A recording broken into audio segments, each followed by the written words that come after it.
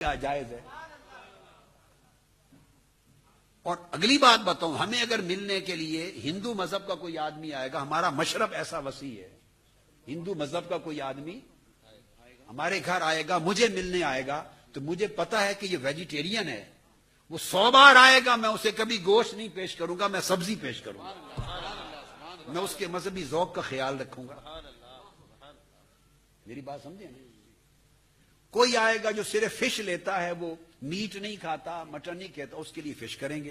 اب آپ سمجھ گئے ہمارے منہاج القرآن کا دسترخوان بڑا وسیع ہے۔ کچھ لوگوں میں یہ وسعت نہیں ہوتی، تو جن میں وسعت نہیں ہوتی ان کو پھر وسعت سمجھ نہیں آتی۔ دیکھو نا، ایک تالاب کی رہنے والی مچھلی ہے، اور ایک مچھلی دریا کی ہے، ایک مچھلی سمندر کی ہے۔ تو جس نے تالاب سے باہر نکل کے دیکھا نہیں، اسے کیا خبر کہ دریا کی وسعتیں کیا ہیں، اسے کیا خبر سمندر کی وسعتیں کیا ہیں۔ اس لیے بعض مچھلیاں جھگڑا کرتی ہیں، تو آپ جھگڑے میں نہ پڑیں، آپ ہیں سمندر والے لوگ، کچھ ہیں تالاب والے لوگ۔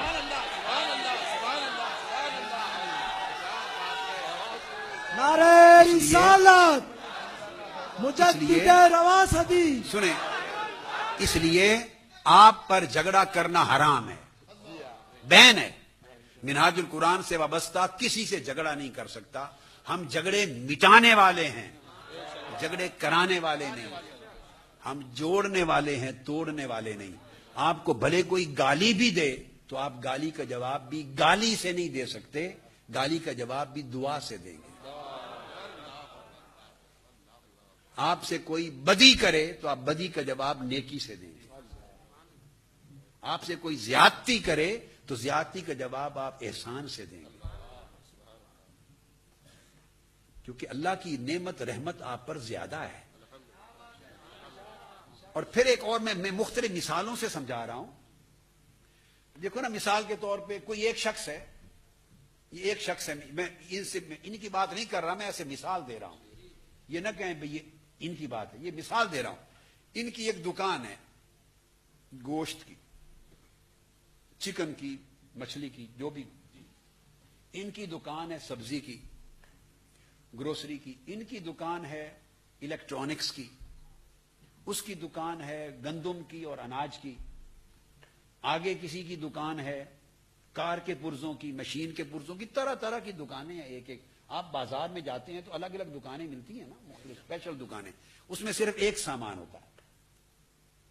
اب گاہکوں کو مشکل ہوتی ہے، اس لیے کہ اگر اس نے گھر کی پوری گروسری سب کچھ لینا ہے تو اس کو سب کچھ ایک دکان سے نہیں ملے گا۔ اگر اس نے سبزی لینی ہے تو اس دکان پہ جائے گا، گوشت کے لیے اگلی دکان پہ جائے گا، کروکری لینی ہے برتن تو پھر ایک اور کروکری کی دکان پہ جائے گا، مارکیٹ میں جائے گا، اگر دوائی لینی ہے تو میڈیکل سٹور پہ جائے گا، کیمسٹ کے پاس جائے گا، فارمیسی پہ جائے گا۔ اگر اس نے کار کے پرزے خراب ہو گئے لینے ہیں تو پھر وہ مکینیکل مارکیٹ میں کار کے پرزے پر جائے گا۔ ایک ایک دکان پہ ایک ایک سودا ہے۔ چھوٹی دکانوں کا پہلے زمانے میں یہی ہوتا تھا، اور اب بھی ایسا ہے۔ اللہ نے روزگار بنایا ہے، ایک ایک چیز رکھی ہے تو، اور پھر کسی کے پاس چھوٹا ہے سامان، وہ ریڑھی پر بھی رکھ کے بیچتا ہے، کوئی چھابے میں بھی بیچتا ہے، کوئی دکان بھی لے کے بیچتا ہے۔ تو اللہ نے ہر ایک کو رزق دینا ہے۔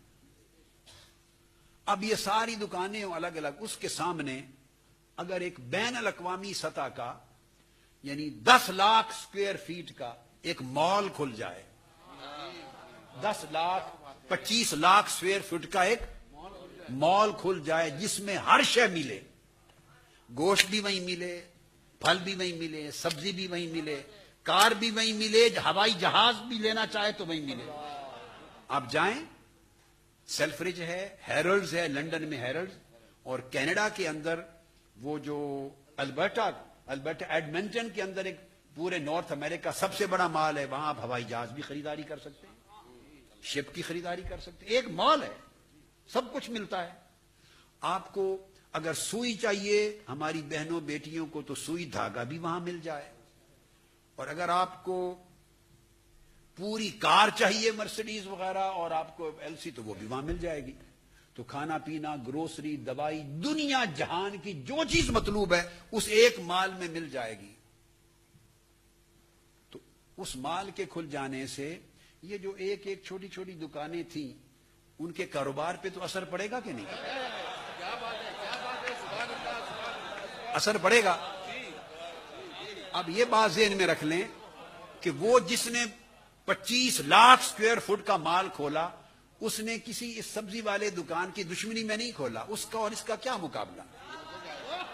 اس سبزی والے دکان کی مخالفت میں نہیں کھولا، بھئی اس کا بزنس ہے، اس کو سوٹیبل، اس نے پوری دنیا کے لیے کھولا۔ گوشت والا کہے کہ میری مخالفت میں بھی، اس مال والے کی گوشت کی دکاندار سے کیا مخالفت؟ کسی کی اناج کی دکان سے کیا مخالفت؟ ایک آدمی پھول بیچتا ہے، اس مال والے کی اس پھول کی دکان سے ہر آدمی کا اپنا اپنا رزق ہے، اس کا نصیب ملتا ہے۔ اگر مال کھل جائے تو یہ سارے اکٹھے اس کی مخالفت میں اس کو مال والے کو گالی دینا شروع کر دیں۔ اگر گالی دینا شروع کر دیں اور برائیاں نکالیں تو نہ اس مال کا کچھ بگڑے گا، نہ ان بیچاروں کا برا بھلا کہنے سے کچھ سنورے گا۔ یہ مفت میں اپنے آپ کو تھکا رہے ہیں، جتنی گالی دیں گے وہ اور اس کا کاروبار بڑھے گا۔ تو منہاج القرآن جو ہے، منہاج القرآن یہ علوم محمدیہ کا انٹرنیشنل مال ہے، معارف محمدی کا، علوم کا۔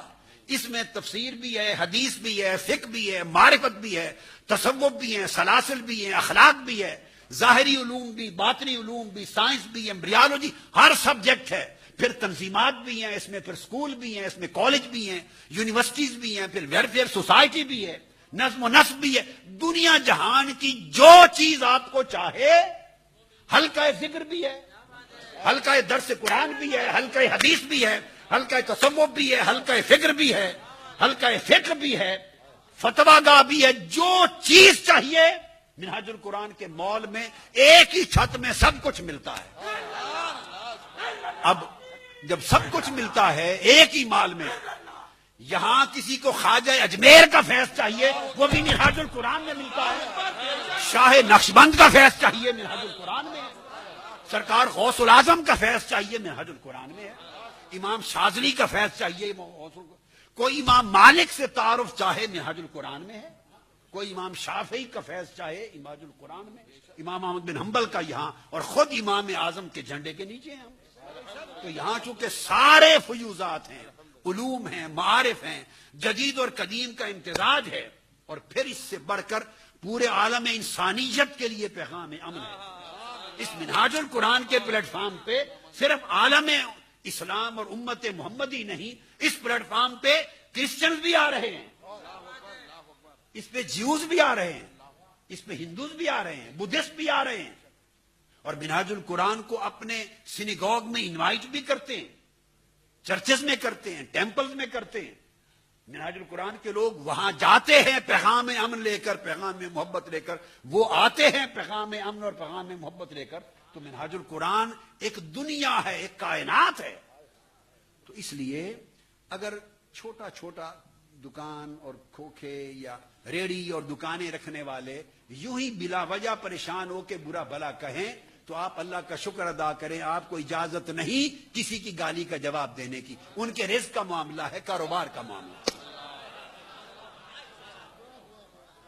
جو آدمی خطرہ محسوس کرے گا کہ میری دکان کو، میرا کاروبار کم ہو رہا ہے، ٹھپ ہو جائے گا، میرے گاہک کم ہو جائیں گے، ادھر چلے جائیں گے، بھئی وہ تو شور مچائے گا۔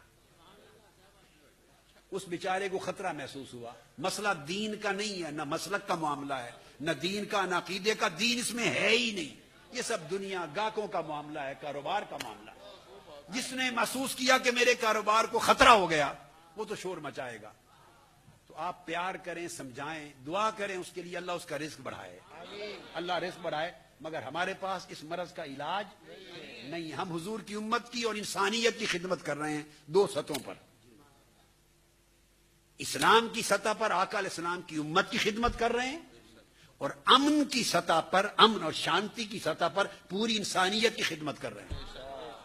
لہذا آپ کا کوئی جھگڑا، مقابلہ، موازنہ چھوٹے چھوٹے کھوکھے دکانوں، ریڑیوں والوں کے ساتھ، جن کے چھوٹے چھوٹے حلقے ہیں، آپ ہر ایک کے لیے خیر کی دعا کیا کریں، بھلائی کی دعا کریں، محبت کریں۔ آپ کی دشمنی کسی سے نہیں ہونی چاہیے۔ کوئی آپ کو برا بھلا بھی کہے تب بھی آپ جواب میں برا بھلا نہ کہیں، اللہ کا شکر ادا کریں کہ اللہ نے آپ کو بڑا کیا ہے دنیا میں، حضور کے نالین پاک کی خیرات آپ کو زیادہ ملی ہے۔ جس کو جتنا زیادہ ملتا ہے اسے چاہیے کہ دل بھی اتنا بڑا کرے، دل بھی بڑا کرے تو گھبرایا بھی نہ کرے۔